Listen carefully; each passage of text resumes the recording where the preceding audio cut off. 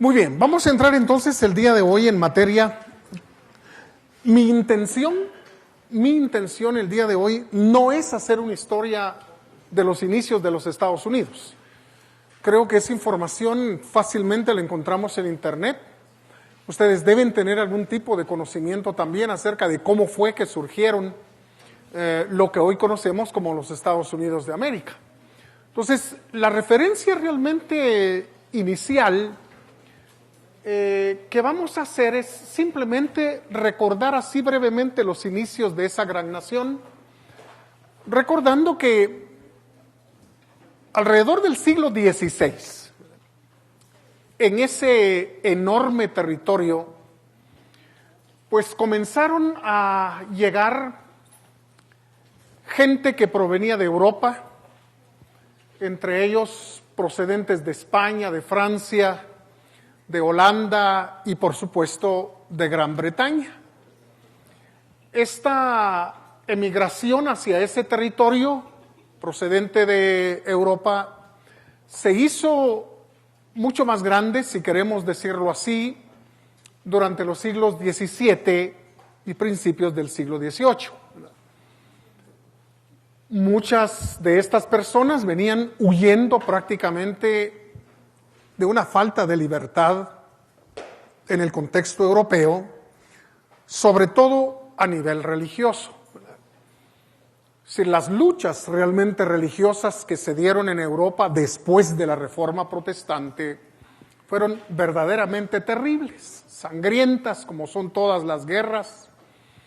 Y entonces mucha de esa gente que quería realmente vivir su vida, practicar su religión, mantener sus creencias, pues salieron huyendo de Europa y llegaron a ese territorio que hoy es los Estados Unidos. Ahora, en el año de 1607 se creó la primera colonia británica en Virginia. Muy pronto serían 13 esas colonias a lo largo y ancho de ese enorme territorio. Pero ocurrió que un parlamento británico con poderes casi absolutos comenzó a hacer difícil toda actividad económica. En parte, esto fue lo que preparó la guerra de los colonos en contra de Gran Bretaña. En el año de 1774, para ser más concretos, el Congreso que se reunió en Filadelfia afirmó la autonomía de las colonias y se inició el conflicto con Inglaterra. Si ese conflicto tuvo razones políticas por una parte y por otro lado razones de carácter económico. A nivel político, lo que las colonias querían era una representación de ellas, de las colonias, en el Parlamento británico, cosa que realmente no se logró.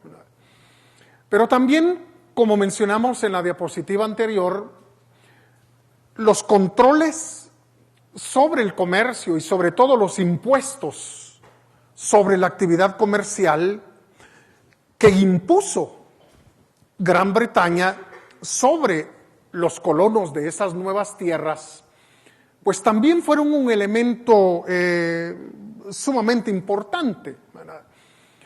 Ciertamente Inglaterra estaba necesitada de dinero.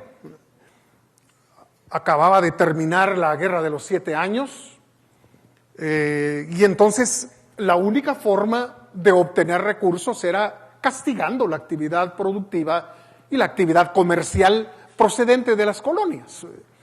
Y eso realmente llegó a desesperar a las personas de tal manera pues que el conflicto con la madre patria se inició, para luego el 4 de julio del año de 1776 efectuar la declaración de la independencia. Es decir, no querían tener ya nada que ver con la madre patria. Y en el año de 1787, pues se llevó a cabo la proclamación de la Constitución, ¿verdad? Y finalmente, en el año de 1789, se puede fechar el nacimiento de esa gran nación que hoy conocemos como los Estados Unidos de América. Ahora, el crecimiento económico realmente que tuvo los Estados Unidos fue un crecimiento verdaderamente impresionante. En parte, lo que queremos con esta exposición es tratar de entender por qué los Estados Unidos llegó a convertirse en la economía más poderosa de este planeta, la economía más grande realmente del mundo. Porque muchas cosas realmente equivocadas se han dicho al respecto. Por ejemplo, una de las teorías muy popular en el contexto de América Latina es que los Estados Unidos se hizo grande y económicamente poderoso porque nos empobreció a nosotros. Es decir, vinieron, se robaron, entre comillas, nuestras materias primas, se las llevaron, las transformaron y luego nos vendieron productos terminados a nosotros. Entonces, la idea, digamos, de que Estados Unidos se enriqueció a costas del empobrecimiento y el atraso de América Latina es una teoría sostenida y mantenida en muchos textos, en muchas cátedras, digamos, de sociología, de política y de economía, en muchas universidades de América Latina. Y queremos preguntarnos el día de hoy si eso realmente es así, o si hubo una serie de factores que han sido pasados por alto y que de algún modo nosotros deberíamos de imitar, que hayan sido los que condujeron al enorme desarrollo económico de los Estados Unidos. Entonces, solo para muestra de ese desarrollo de carácter económico, recordemos aquí algunas cosas muy brevemente. La población urbana, es decir, la gente que vivía en una ciudad, era de solo el 12% en el año de 1850. Es decir, que a mediados del siglo XIX Estados Unidos era una nación eminentemente campesina. Es decir, apenas 12 de cada 100 personas vivían en una ciudad, pero ya en el año de 1920, es decir, 70 años más tarde, más de la mitad de la población vivía en un contexto urbano. Otro asunto que hay que señalar es que en 1880 solo había 15 ciudades con más de 50,000 habitantes, mientras que en el año de 1910, es decir, 30 años después, ya eran casi 60 las ciudades en Norteamérica que tenían más de 50,000 habitantes. Ahora, en el año de 1880 Estados Unidos era un país eminentemente agrario. Si la gran mayoría de su población se dedicaba al cultivo de la tierra, a la crianza de animales, pero ya para el año de 1914, es decir, casi 35 años más tarde, ¿verdad?, era la primera nación industrializada del globo. Es decir, que en realidad salir, digamos, de la pobreza, del atraso, en realidad no es asunto que lleve siglos. Si se dan las condiciones necesarias, las cosas pueden cambiar dramáticamente. Y el caso emblemático es precisamente el de la experiencia norteamericana. Ahora, entre el año de 1850 y 60, la agricultura, gracias sobre todo a la mecanización y a la fertilización, por supuesto, por la vía química, se tornó inmensamente productiva. Es decir, hacia esos años realmente Estados Unidos era el rey, por decirlo así, en los mercados del algodón, del trigo y de otros elementos importantes para la supervivencia humana. Y no había país realmente en el mundo que pudiera competir con su capacidad de generar esa clase de productos agrícolas. Ahora, al crecimiento de la población que hemos mencionado, ¿verdad?, y el crecimiento de las ciudades, también hay que agregar, ¿verdad?, lo relacionado con el transporte y la agricultura, que ya mencionamos brevemente, sobre todo la enorme capacidad de innovación. Si se trata de una sociedad que no le tiene miedo prácticamente a lo nuevo, que está generando cosas nuevas constante y permanentemente. Ahora, Estados Unidos se colocó prácticamente a la cabeza de la revolución industrial, pues una enorme cantidad de inventos se produjeron en su territorio entre los años de 1860 y 1914. En realidad, podríamos decir que la gran mayoría de inventos de los cuales nosotros mismos nos beneficiamos el día de hoy, gracias a los cuales la vida es mucho más, como dijéramos, confortable, nuestros hogares también son mucho más prácticos, pues se debe a la enorme capacidad de invención de muchas personas en el contexto de los Estados Unidos. No vamos a mencionar aquí, pero es una enorme lista, digamos, de aparatos que se fueron inventando con el paso de los años, de modo pues que Estados Unidos realmente se colocó a la vanguardia de los países industrializados. Ahora bien, siguiendo con estos ejemplos que estamos dando de el crecimiento fabuloso de los Estados Unidos, recordamos que entre el año de 1870 y 1913 la economía norteamericana creció a un ritmo de 4.3%, que casi era el doble del crecimiento de las economías alemanas y británicas juntas. Ahora, en el año de 1913, Estados Unidos producía ya casi el 36% de la manufactura mundial. Es decir, de todo lo que se producía realmente alrededor del mundo, el 36% se generaba en los Estados Unidos. Y por supuesto, su comercio exterior se cuadruplicó en comparación con el año de 1875. En realidad, fue un crecimiento económico verdaderamente impresionante. Ahora, ¿cuáles fueron los factores que contribuyeron a ese enorme desarrollo y que nosotros podríamos de alguna manera tratar de imitar, por decirlo de algún modo? Bueno, yo he dividido los factores en dos clases. Hay factores a los que les vamos a llamar no institucionales y factores de carácter institucional. Ahora, cuando hablamos de los factores no institucionales, estamos hablando de aquellos elementos y características que tienen fundamentalmente que ver con la gente, con su carácter, con sus actitudes, con su mentalidad y su manera de ver el mundo y la vida en términos generales. Uno de esos elementos sumamente importantes es la primacía de la iniciativa privada sobre la gubernamental. Sin esto, prácticamente creo yo que fue una de las características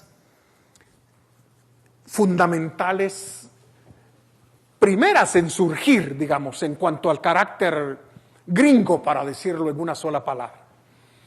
Por la sencilla razón de que los que venían de Europa, los que emigraron a ese territorio, pues no encontraron un gobierno al cual extenderle la mano y pedirle cosas. Lo que encontraron fue un enorme territorio con recursos. Muchos de esos recursos, por supuesto, eran desconocidos para ellos, pero encontraron simple y sencillamente un enorme territorio donde podían efectuar cierto aprovechamiento, digamos, de las condiciones del territorio mismo. Entonces, al no tener un gobierno, digamos, al que extenderle la mano y pedirle salud y pedirle educación y pedirle transporte y pedirle un montón de cosas, pues la gente definitivamente tuvo que dedicarse a trabajar, a producir, a transformar los elementos de la naturaleza en bienes que pudieran ser aprovechados. Esta característica realmente sigue siendo sumamente importante hasta el día de hoy. aun cuando el pensamiento socialista ha impactado enormemente a los Estados Unidos, no vamos a negarlo. Sin embargo, hay una reserva moral en el pueblo de los Estados Unidos, y esa reserva moral es la confianza que la gente tiene en sí misma. La gente confía en sí misma, en su capacidad de producir, de trabajar, de salir adelante. Y esa es una característica realmente que a veces nos hace falta a nosotros, los latinoamericanos. No sé, pero a veces uno tiene la percepción de que en América Latina la gente lo espera todo del gobierno. Es decir, que el gobierno le solucione sus problemas, no importa cuáles sean. Problemas de toda clase y de todo tipo. La gente espera, desea, quiere y hasta reclama que el gobierno se lo solucione. Entonces, en buena medida, tenemos que decir que el pensamiento liberal quiere de algún modo recuperar este principio realmente básico, ¿no? De que las personas aprendamos a confiar en nosotros mismos, de confiar en nuestra propia capacidad para poder salir adelante. En un mundo donde la cooperación realmente es fundamental, pues uno puede realmente encontrar soluciones, respuestas a los problemas que va encontrando en la vida, superarlos y de alguna manera construir su propia vida y su propio futuro. Entonces, este es un elemento realmente muy importante en cuanto a los factores del éxito económico de los Estados Unidos. Bueno, siempre en ese mismo espíritu mencionamos como segundo factor una empresarialidad fundada en la maximización de los beneficios. Esto parece que es una cuestión, no sé, que no debería de ponerse en duda, que todo el mundo realmente debería tener en la mente, pero lamentablemente esto se ha ido perdiendo también, ¿verdad? Pero en el contexto norteamericano, durante los inicios, digamos, de esa gran nación, la gente siempre estuvo convencida de que una empresa está simple y sencillamente para generar la mayor cantidad posible de beneficios. Esa es una idea realmente muy importante, ¿verdad? Ahora, ¿cómo definimos realmente una empresa? Sir Hayek tiene una definición que me parece a mí que es muy importante que nosotros entendamos en toda su dimensión, ¿verdad? Hayek dice que una empresa debe entenderse como un cúmulo de recursos estrictamente materiales al servicio de la maximización de los beneficios. Es decir, las personas que llegan definitivamente a colaborar allí, pues tienen la libertad de quedarse allí o de irse a otro lado.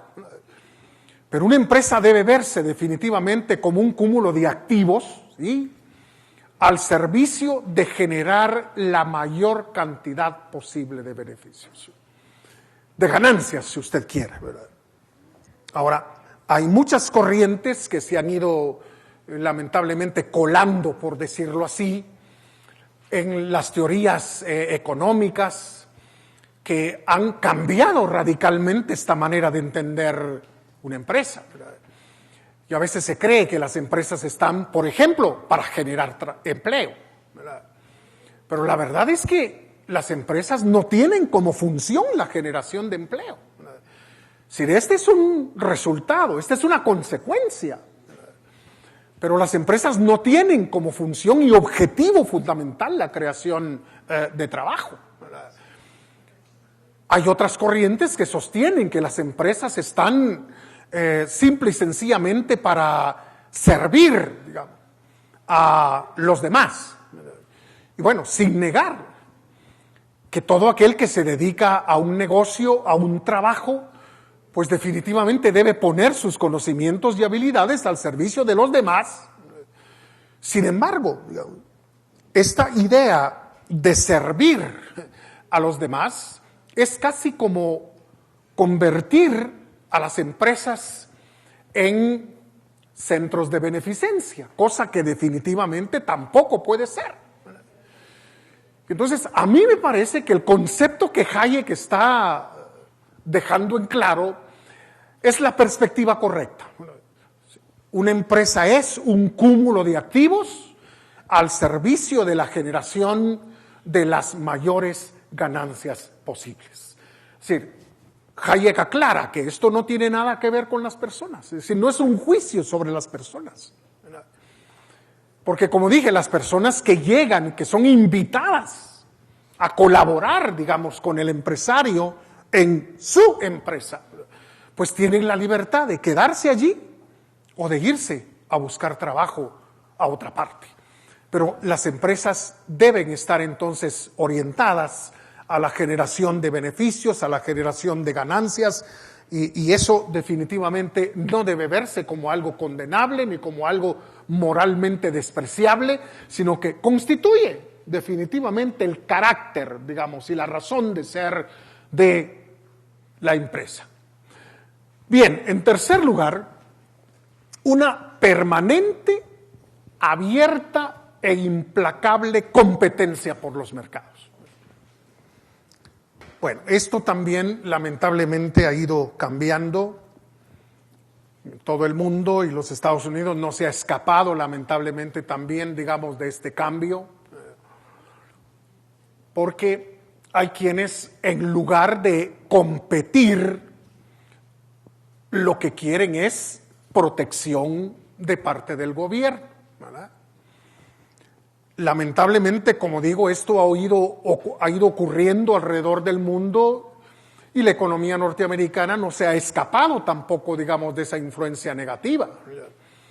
Hay muchas industrias, muchos negocios, digamos, protegidos en el contexto norteamericano, como los hay en todos lados. Pero en realidad, al principio, en el contexto gringo, hubo siempre una competencia verdaderamente abierta e implacable. Ahora, ¿cómo definir realmente la competencia? Algo hemos leído acerca de la competencia en el liberalismo de Mises, ¿no es cierto? Ahora, la competencia de la que estamos hablando aquí, y Mises lo deja claro, no es la competencia a nivel animal, ¿verdad? Donde el pez grande se come al chico, donde un depredador se come a su presa. No es esa clase realmente de competencia a nivel animal, ¿verdad?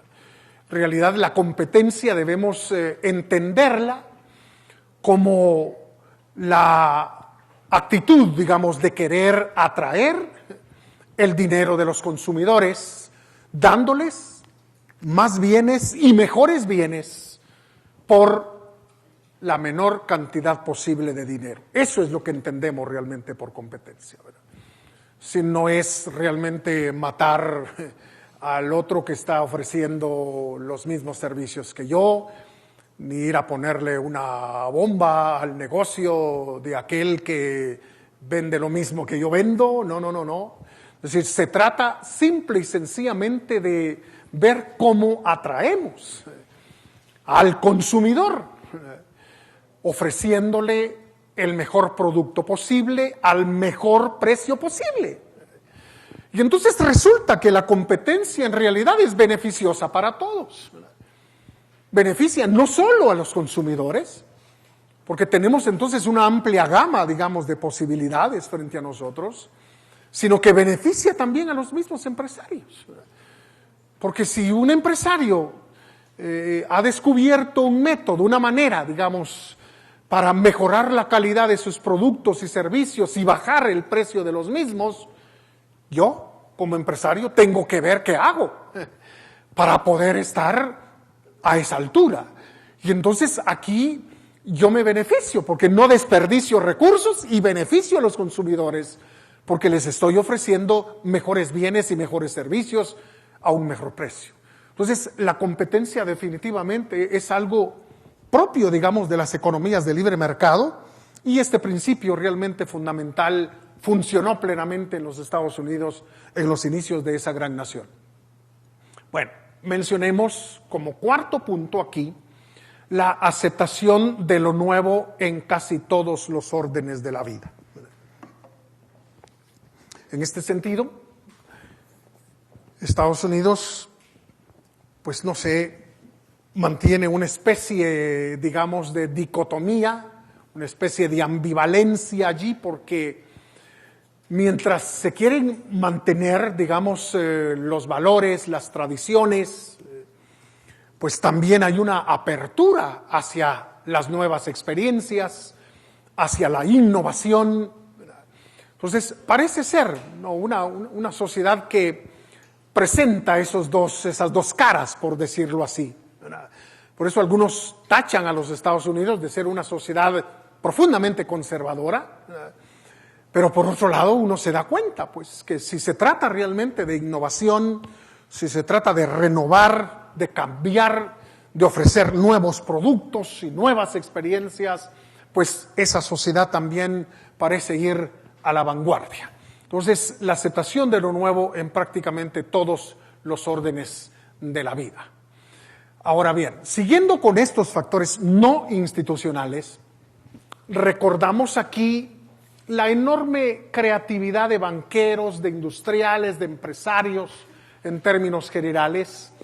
Aquí mencionamos como ejemplo nada más, digamos, a los Rockefeller, a los Ford, a los McCormick, ¿verdad?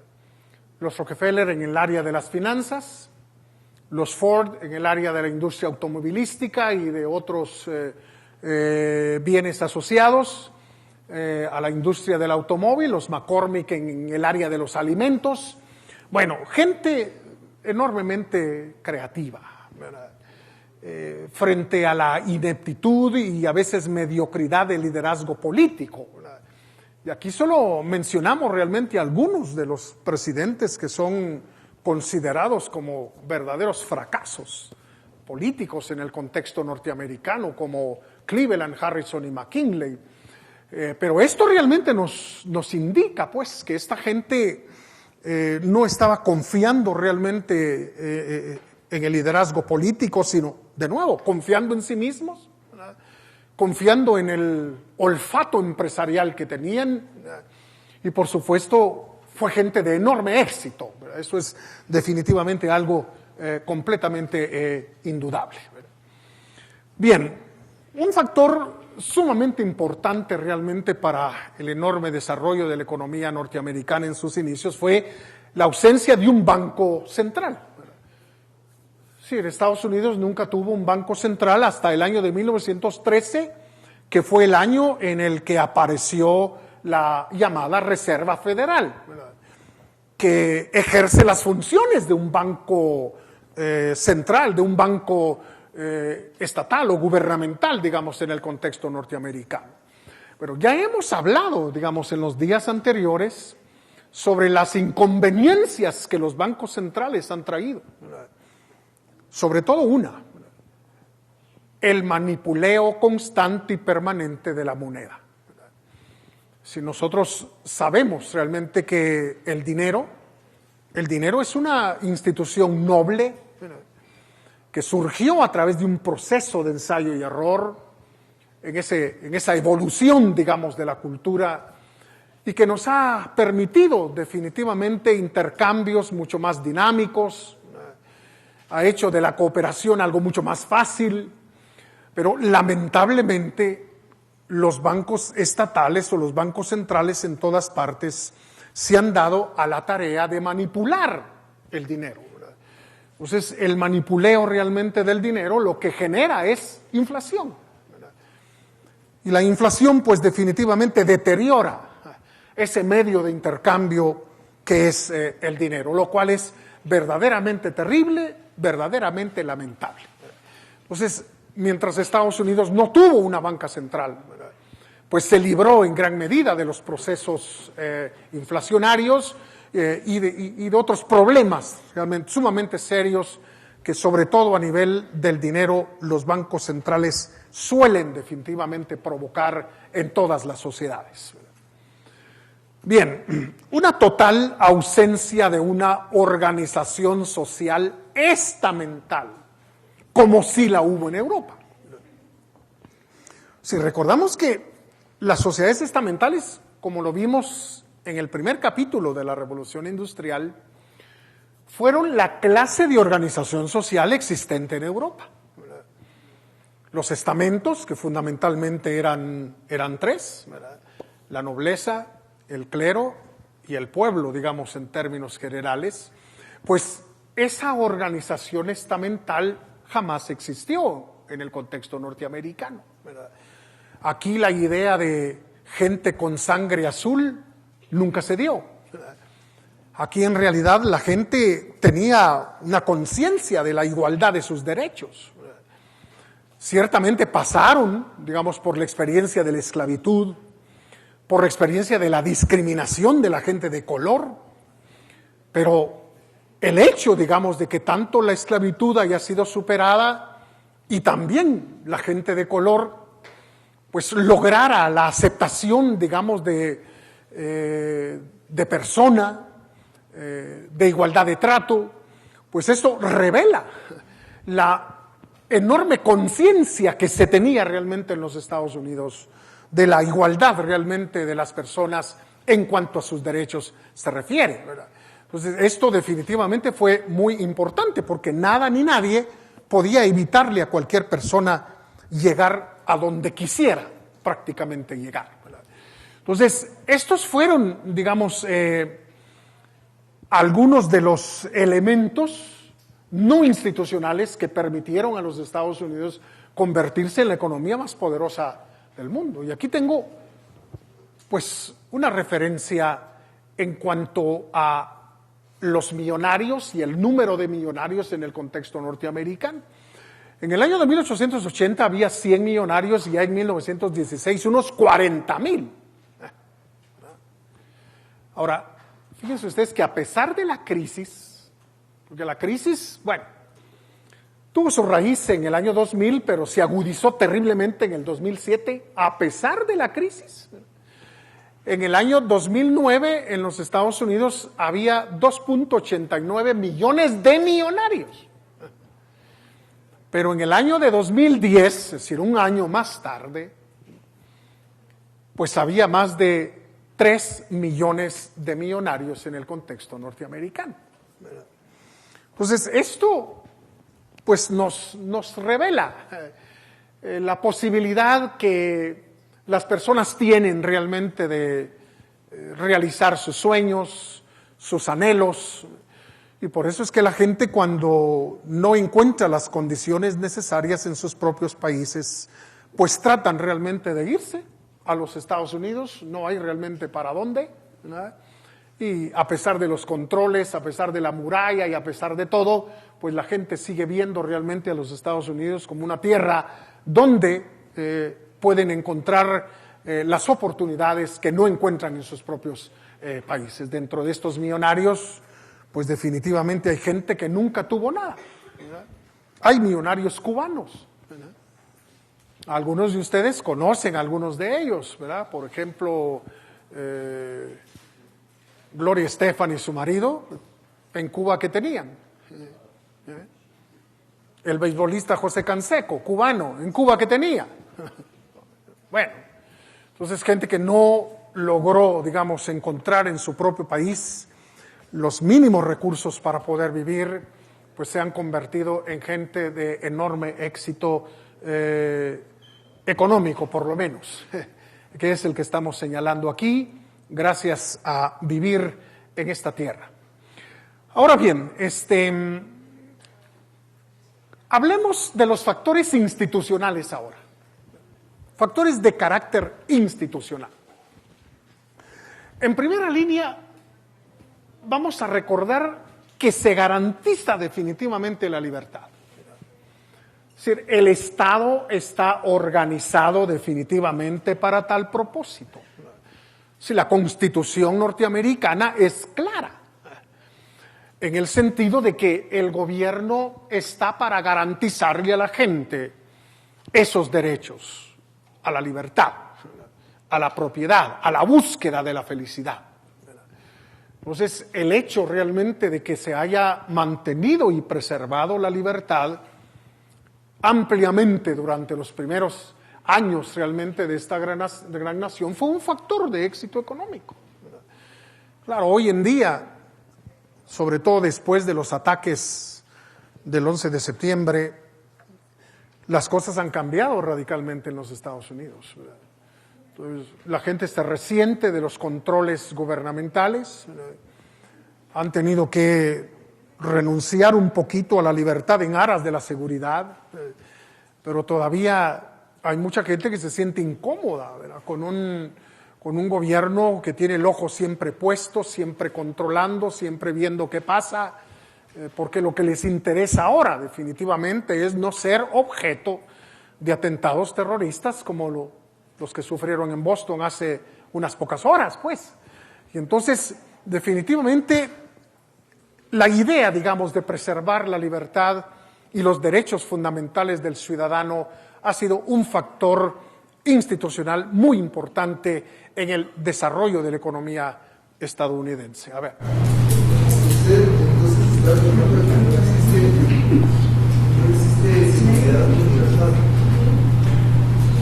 No estoy diciendo eso, porque Estados Unidos tuvo realmente una seguridad muy, muy particular, digamos, sobre todo la seguridad de la preservación de los derechos, ¿no? Hoy en día estamos hablando más bien de la seguridad que está puesta en tela, digamos, de juicio, sobre todo por los enemigos que el gobierno norteamericano tiene prácticamente en todas partes, ¿no? Entonces, tratar de controlar, digamos, el comportamiento de esos enemigos, de alguna manera ha vulnerado el ejercicio de la libertad de la ciudadanía, pues, ¿verdad? Entonces, porque disfrutaron prácticamente de ambas cosas durante mucho tiempo, ¿verdad? La seguridad, la paz, la libertad, la propiedad, es decir, y son valores que se siguen de alguna manera sosteniendo, pues, ¿verdad? Pero, digamos, sí hay una especie de, no sé, de descontento realmente en el contexto norteamericano, porque se han ido incrementando un poquito los controles gubernamentales en aras, digamos, de garantizar la vida y la seguridad de los ciudadanos en su mismo territorio, pues, ¿verdad? Sí. Julio, yo creo que la respuesta a la pregunta de él sería que los Estados Unidos basó su seguridad en el respeto a la ley. Ajá. Y lo que actualmente está sucediendo es que muchos individuos no respetan precisamente ese principio. Sí, sobre todo los enemigos, pues, ¿verdad? Porque ese es realmente el problema realmente básico y fundamental, ¿verdad? Ahora bien, hay una prohibición expresa también a toda obstaculización a la inversión interna o extranjera. Esto, digamos, la Constitución misma y algunas de las enmiendas se refieren precisamente a garantizar las inversiones, tanto externas como internas también. Es decir, no hay prácticamente límites en relación a ello. Ahora, el punto número 3 se refiere a que las empresas públicas y privadas compiten en igualdad de condiciones. Las empresas públicas en el contexto norteamericano son pocas en realidad, ¿verdad? Es decir, hay que recordar que eso que hoy conocemos como privatización comenzó en los Estados Unidos en la década de los 70, ¿verdad? Y comenzó con las municipalidades y concretamente con los servicios de limpieza. Si las municipalidades realmente llegaron a un punto de no poder ni siquiera remover la basura de las calles y de las casas, y entonces algunos alcaldes lo que hicieron fue privatizar esos servicios, a ver qué empresa privada realmente se quiere dedicar a la limpieza de las calles, a la extracción y disposición de los desechos de las casas y de los hogares. Y bueno, comenzó así, digamos, una oleada, por decirlo así, de privatización, ¿verdad? Lo cual significa que empresas que antes eran de los gobiernos, digamos, locales, municipales, estatales, pues fueron a parar a las manos privadas, ¿sí? Por ser más eficiente la iniciativa privada, mucho más barata también, menos burocrática, En fin, entonces, en realidad son pocas, digamos, las empresas públicas en el contexto norteamericano, pero donde quiera que las hay, regularmente tienen que competir en igualdad de condiciones. Esto en el contexto latinoamericano es algo completamente extraño. Nosotros en América Latina convertimos siempre las empresas públicas en auténticos monopolios. Es decir, monopolios protegidos donde se evita que otros entren realmente a prestar los mismos servicios, pues, ¿verdad? En el contexto norteamericano eso no ocurre. Por ejemplo, el correo federal, pues tiene que competir definitivamente con miles de empresas que trasladan paquetes, correspondencia, mercadería a lo largo y ancho de los Estados Unidos. Entonces, de alguna manera, tienen que ser empresas relativamente sanas, pues, ¿verdad? Tienen que generar beneficios porque definitivamente están en franca competencia con otras. De modo que este principio, digamos, a nivel institucional, a nosotros definitivamente nos ha costado muchísimo, ¿verdad? Entonces, todavía tenemos en Guatemala gente que cree que las empresas públicas son mejores que las empresas privadas. Ahí tenemos, por ejemplo, las tomas de carretera de las últimas semanas. Bueno, han estado orientadas, digamos, esas tomas de carreteras, esa obstrucción realmente de los caminos, a que se estatice el servicio de energía eléctrica, pues. Entonces, todavía tenemos ahí la mentalidad de que el gobierno debe tener empresas, de que el gobierno debe tener en sus manos ciertos servicios realmente fundamentales, cuando ya hemos visto y se ha demostrado, digamos, a lo largo del tiempo, que las empresas monopólicas del Estado son un verdadero desastre. Yo creo que el ejemplo más claro que tenemos en Guatemala, que no es un ejemplo muy viejo, sino más bien relativamente reciente, es el ejemplo de la telefonía. Si hubo un tiempo aquí, ustedes ni habían nacido siquiera, pero hubo un tiempo aquí en Guatemala que había una sola empresa de teléfonos y esa era del gobierno. Yo todavía tengo una línea telefónica de esa vieja empresa estatal. ¿Sabe cuánto tiempo me llevó a mí tener esa línea en mi casa? 11 años. ¿Sí? 11 años para tener esa línea telefónica instalada en mi casa. ¿Sí? Hoy en día, ¿qué le cuesta a uno tener un teléfono? ¿Sí? Parar en una gasolinera, pagar 100 quetzales y llevarse su frijol. Asunto arreglado. No será un BlackBerry, no será un iPhone, pero funciona. ¿Sí? Es rápido, es barato, en fin. Entonces, todavía hay gente, lamentablemente, digamos, en el contexto guatemalteco, que quieren que se estatice la energía eléctrica. Algunos hasta piden que se vuelva otra vez a estatizar el servicio de telefonía también, pues, ¿verdad? Cuando, insisto, ya se ha demostrado hasta la saciedad el fracaso de los monopolios gubernamentales a cualquier nivel. Entonces, cosa que en el contexto norteamericano, como lo estamos viendo, pues ha sido completamente diferente. Ahora, punto número 4, es sumamente importante, ¿verdad? La prevalencia del Estado de Derecho por encima de la actividad legislativa. Bueno, aquí hay dos cuestiones que tenemos definitivamente que aclarar. La palabra derecho significa una cosa y la palabra legislación significa otra cosa completamente diferente. Bueno, no es lo mismo, por eso, hablar de Estado de Derecho y hablar de Estado de legalidad. No es lo mismo. Ahora, cuando hablamos del Estado de Derecho, estamos hablando de la prevalencia, protección y mantenimiento de los derechos individuales. De los derechos individuales que que son el derecho a la vida, el derecho a la propiedad, el derecho a la libertad. Si el derecho tiene que ver con esas conductas de respeto propias de la vida civilizada.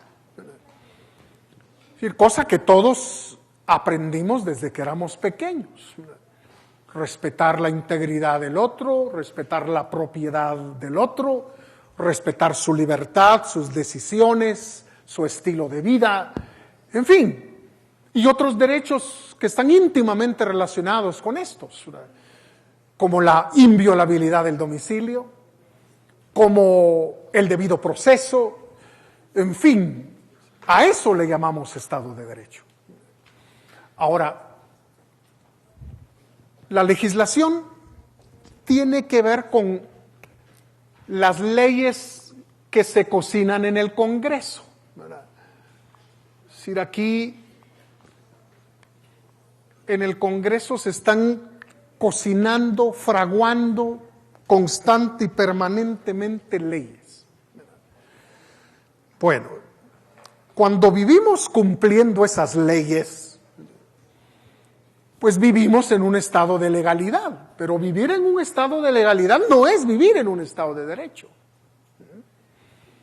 Porque esas leyes regularmente son ocurrencia de los políticos, ¿no? Hay intereses partidistas que están en juego.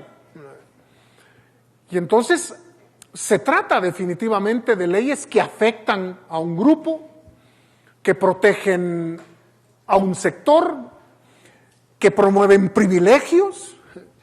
En fin, son ocurrencias simple y sencillamente a nivel del Congreso. Y muchas veces, tenemos que decirlo también, la legislación es totalmente contraria al derecho.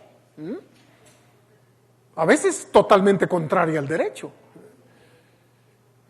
Entonces, la idea, digamos, básica que queremos dejar aquí en mente es que si no hay Estado de Derecho, es decir, si no existe esa protección a los derechos individuales, si el gobierno no está limitado por los derechos individuales y pasa sobre ellos, entonces no hay o no existen las condiciones necesarias y suficientes para poder tener una economía sana y en franco desarrollo. Allá querían decir algo. Una consulta. ¿Cuál sería la línea de división entre el Estado de Derecho y la actividad de Bueno, la idea realmente fundamental no es que desaparezca el Congreso, digamos, esa no es la idea. Al menos no es la idea sostenida por Hayek y tampoco por Mises. Pero la idea, realmente lo ideal, digamos, sería que el Estado de Derecho constituyera el marco dentro del cual se desarrollara la actividad de los legisladores. Que pudiera realmente existir ese marco gracias al cual se pudieran desechar muchas leyes porque son contrarias al Estado de Derecho, pues, ¿verdad? Entonces, lamentablemente, esos marcos prácticamente no existen. Y si alguna vez existieron, pues se han ido rompiendo, digamos, esos candados se han ido quebrando y entonces la actividad legislativa prácticamente parece no tener límites, pues, ¿verdad? Entonces, si nos damos cuenta, hay muchas cuestiones puramente legales que violan rotundamente el Estado de Derecho, pues, ¿verdad? Entonces, hay otras realmente que están por ahí esperando también, que ojalá nunca se conviertan en una ley del país. Por ejemplo, en los mal llamados acuerdos de paz, se propone el impuesto a las tierras ociosas. Es decir, que si usted tiene un terreno, una finca, un pedazo de tierra que usted no cultiva, que usted no usa, pues lo van a castigar por no usar lo que es suyo, pues. Entonces, nada más contrario al Estado de Derecho, digamos, que una ley de esa naturaleza, porque si algo es de uno, se supone que uno puede hacer o dejar de hacer lo que le dé la gana con lo que le pertenece, pues, ¿verdad? Entonces, castigar a alguien por no utilizar, digamos, algo que le pertenece, pues es una violación clarísima al Estado de Derecho. Y como ese ejemplo, hay muchos más, digamos, perfectamente activos el día de hoy en la legislación guatemalteca. Y entonces, el ideal definitivamente es que el Estado de Derecho pudiera fungir como el marco dentro del cual la actividad legislativa se pudiera llevar a cabo. Entonces, este es un ideal, digamos, muy importante del pensamiento de la escuela austríaca a nivel jurídico, ¿verdad? Bien, vamos a mencionar como punto número 5, creo yo. Punto número 5. Y con esto vamos a ir terminando el día de hoy para retomar este tema el próximo día. Que existe también una competencia entre los estados que forman la Unión por atraer y fomentar los negocios y la inversión.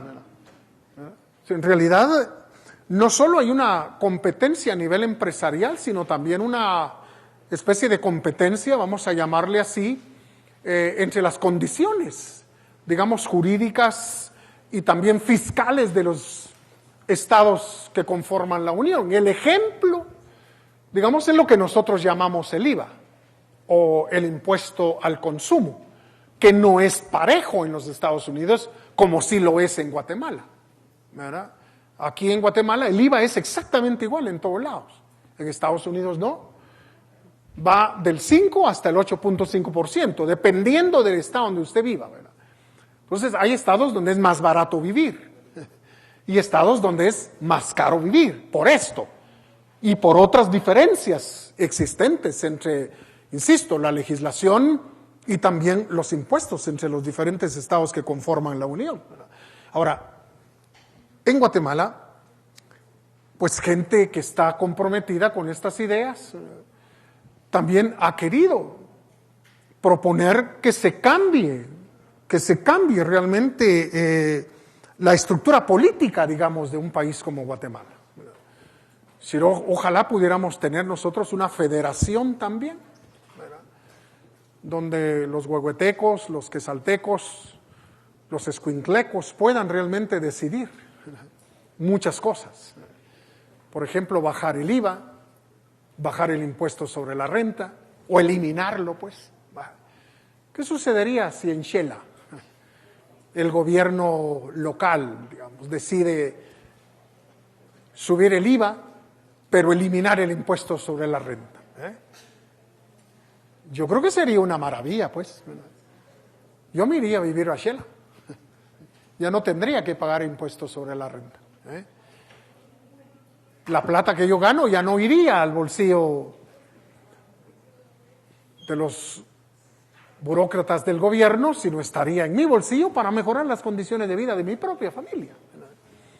Entonces, se ha hecho realmente un planteamiento de esta naturaleza. Ojalá pudiéramos tener, digamos, una organización política más parecida a una federación, donde los diferentes departamentos o estados pudieran tener su propio gobierno, su propio parlamento, su propio congreso local y tomar decisiones, digamos, a nivel jurídico y a nivel impositivo también. Yo creo que esto es lo que hace, pues, de los Estados Unidos un territorio con muchísimos puntos de atracción, a donde la gente realmente puede ir, puede trasladarse a vivir, a poner sus negocios, porque las condiciones son en realidad más atractivas en un lado que en otro. Entonces, yo creo que sería un beneficio verdaderamente importante de lograr una transformación en la organización política de nuestro país. Bueno, quisiera saber si hay preguntas en torno a lo que hemos abordado el día de hoy. ¿Estamos suficientemente claros? A ver allá. Solamente una la primera, cuando se dio la transición, ¿por qué fue que a Estados Unidos fue una presión pese a pesar de que tenía todas estas bases que eran tan importantes, a pesar de eso reaccionó de igual manera? Y eso fue uno de los Sí. Bueno, la cuestión es que esta pregunta es importante. La cuestión es que la Gran Depresión surgió precisamente en el contexto norteamericano. Básicamente promoviendo el crédito, pero no el crédito producto del ahorro, digamos, del traslado voluntario del dinero que usted ahorra al que necesita de esos recursos para ampliar su negocio, crecer, en fin, etcétera, sino esa clase de crédito orientado políticamente por el gobierno.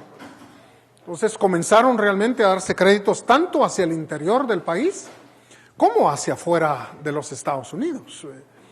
Entonces se creó una enorme burbuja. El crédito que se dio hacia afuera, se suponía que ese dinero que se les está prestando a estos en aquel país lo van a usar para comprar productos norteamericanos y mejorar la economía propia de los Estados Unidos. Como lo sabemos, toda burbuja tiende más temprano que tarde a reventar.